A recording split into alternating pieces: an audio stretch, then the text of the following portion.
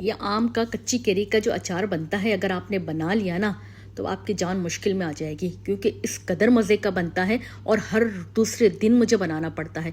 इतने शौक़ से बच्चे, मैं खुद भी इतना शौक़ से ये खाती हूँ। 2 दिन के लिए बना के रखती हूँ लेकिन 1 दिन में ख़त्म हो जाता है, और बार बार फरमाइश बना बना के मैं तो थक गई हूँ। अभी तो केरियाँ स्टार्ट हुई हैं लेकिन ये अचार मेरे घर रोज़ ही बनता है और इतनी जल्दी बन जाता है, 10 से 15 मिनट में पूरा अचार रेडी हो जाता है। अब इसके लिए मैंने ये लिया है, मेरे पास है ये बड़ी बड़ी जो केरियाँ हैं, मैंने अच्छे से पहले धो ली हैं और फिर इनको अच्छे से मैंने सुखा लिया है ताकि इसमें कोई मॉइस्चर बाकी ना रहे। अब इसको मैंने इस तरीके से, देखें, बीच में से मैंने इसे कट कर लिया है और इसकी गुठली निकाल ली है, और इसे हम बीच में से और कट कर लेंगे और इसके इस तरह से, देखें, बारीक बारीक स्लाइस कर लेंगे पतले पतले से।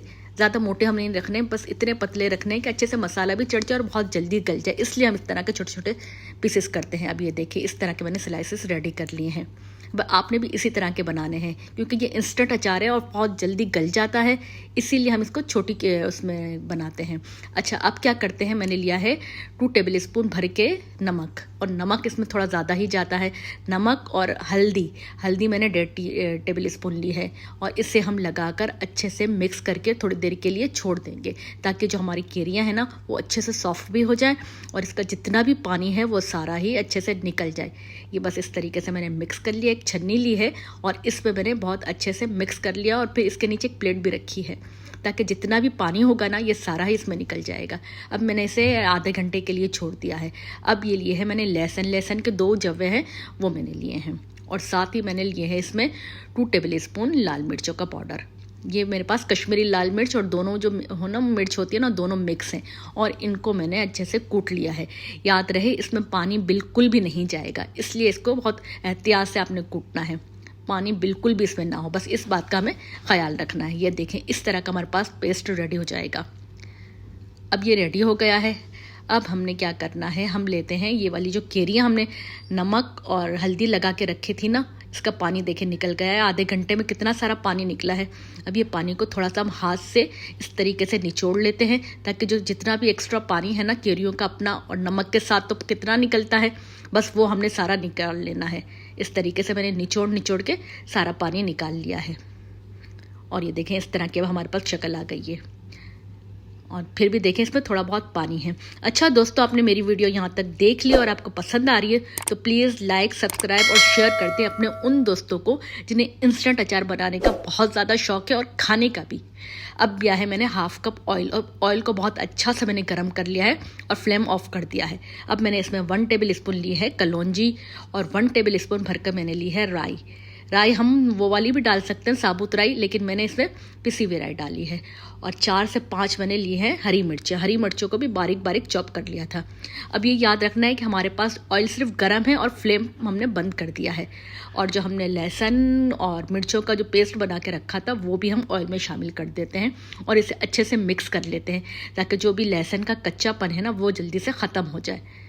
देखिए, इस तरीके से हमने जल्दी जल्दी मिक्स कर लेना है, क्योंकि ऑयल बहुत ज़्यादा गर्म है ना, तो हमारी जो लहसुन है वो जल ना जाए, इस बात का ख्याल रखना है। अब जो हमारी केरियाँ हैं रेडी करके रखी थी निचोड़ के पानी से, वो हमने इसमें शामिल कर देनी है, और बहुत ही अच्छे से इसे मिक्स कर लेते हैं। अब जो इसमें लहसुन की जो पेस्ट बनाया था ना, उसमें हमने पानी बिल्कुल नहीं डाला, इसलिए वो थोड़ी गुठलियाँ टाइप की बन जाएंगी। इससे हमने बहुत अच्छे से मिक्स कर लेना है। ये देखें, इस तरीके से मिक्स करते जाएंगे ऑयल के साथ, और ये 1 से 2 मिनट में सारा ऑयल ऊपर आ जाएगा। ये देखें, जब हम इसे बहुत अच्छे से मिक्स कर लेते हैं ना तो फिर ऑयल सारा ऊपर आ जाता है। और गार्निशिंग के लिए और वैसे ही हमारी हेल्थ के लिए धनिया बहुत ही अच्छा होता है, और मुझे बहुत अच्छा लगता है अचार में। अब ये मैं 2 दिन के लिए बना के रखूँगी, लेकिन ये मेरा 1 दिन में ही ख़त्म हो जाएगा। अब मैं इसे दाल चावल हों या सुबह नाश्ते में पराठों के साथ तो ऐसा मज़े का लगता है कि बस नाश्ते का मज़ा ही आ जाता है। अब सब्ज़ी हो, दाल चावल हो, सारा दिन ये मैं भी खाती हूँ और मेरे बच्चे भी, और इस कदर देखने में जितना अच्छा लग रहा है ना, खाने में इससे भी ज़्यादा मज़े का है। आप इसे अगर लंबे टाइम के लिए बना के रखना चाहते हैं तो इसमें थोड़ा सा सिरका भी शामिल कर सकते हैं, लेकिन मेरे पास तो बचता ही नहीं है कि मैं इसको ज़्यादा लंबे टाइम के लिए बना के रखूँ। आज मैंने ये जार में ये बना के रखा है और ये सुबह तक बिल्कुल गायब होगा, इस कदर ये मज़े का बनता है।